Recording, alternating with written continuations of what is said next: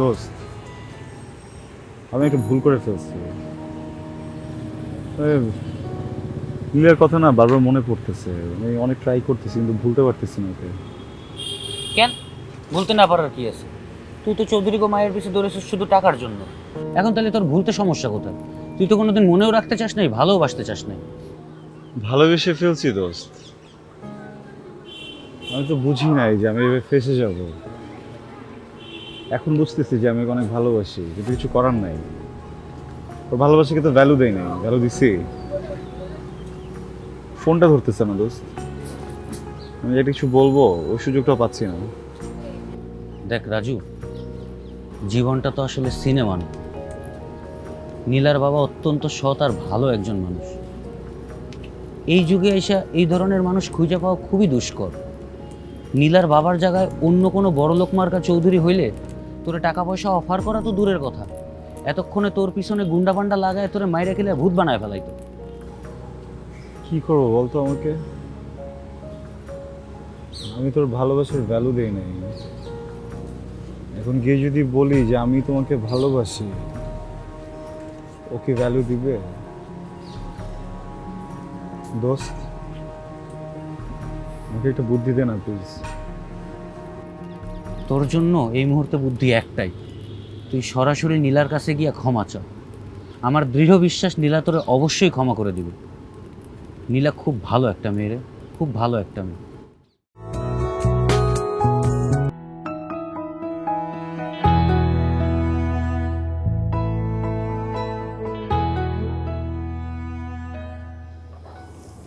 যে পাগলামি শুরু করেছো এগুলো?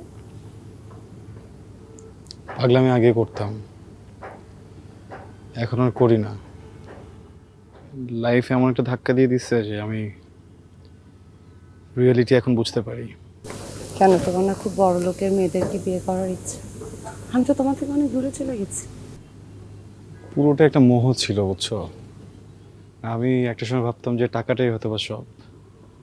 এখন তুমি যখন অনেক দূরে চলে গেছো, বুঝতেছি যে টাকার উপরেও কিছু একটা আছে। সেটা তো আমি অনেক আগেই বুঝে গিয়েছিলাম, তুমি বুঝতে লেট করেছো। এখন আমি অনেক দূরে চলে গেছি। আচ্ছা, ধরো আমার আমার লাভ ফেক ছিল, আমার ঝামেলা ছিল, তোমার লাভ তো ফেক ছিল না, ছিল? তা আমার যখন ভুল তুমি বুঝতেই পারছো, আমাকে ফেলে কেন দিলা? আমাকে শুধরাওনি কেন? কে বলেছে তোমাকে আমি শুধরাইনি? কে বলেছে আমি চেষ্টা করিনি? তোমার সাথে যখন রিলেশনশিপে ছিলাম, তোমার মনে হয় না তোমার উদ্ভট কথাবার্তাতে আমি বুঝে গিয়েছিলাম কোনো একটা গ্যাপ আছে? আমি বুঝতাম জানো, তারপর আমি তোমাকে টাইম দিচ্ছিলাম, সুযোগ দিচ্ছিলাম। তুমি আমার সময়, সুযোগ সব কিছুর অপব্যবহার করেছো রাজু। শেষ, everything is end. I am sorry. আমি তোমাকে অনেক কষ্ট দিয়ে ফেলছি না? আর কখনো দিব না। আমি আর কোনোদিন মুভি দেখবো না, সিনেমা বা এই ধরনের কথাও বলবো না, প্রমিস। দেখো,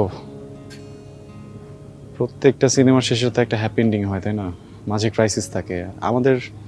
রাজু, আবারও সিনেমা? আরে ভাই, আমি কি করবো তুমি আমাকে বলো? আমি ছোটবেলা থেকে সিনেমা দেখতে দেখতে বড় হয়েছি। টাইম দিবা না তুমি আমাকে? একটু টাইম দাও। চল। কোথায়? রিয়েল চৌধুরী সাহেবের কাছে কি বাবা? চৌধুরী সাহেব, আমি আপনার মেয়েকে বিয়ে করতে চাই। মজা করতেছো তুমি আমার সাথে? I am serious, I am super serious. আসলেই? হ্যাঁ, আসো। মানে তুমি তুমি আমাকে মাফ করে দিচ্ছ? রাগ আমি কখনো ছিলাম না, অভিমান ছিল। আসো। আমি তো এখন যেতে পারবো না। কেন? একটা প্রিপারেশনের ব্যাপার আছে না, চৌধুরী সাহেবের কাছে কতবার তো বোকার মতো চলে গেছিলাম। টেনশন নিও না, এই চৌধুরী সাহেবের কাছে দোনালা বন্দুক নেই। চলো। শোনো,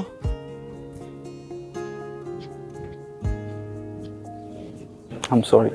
I am sorry too, I love you. and I love you too.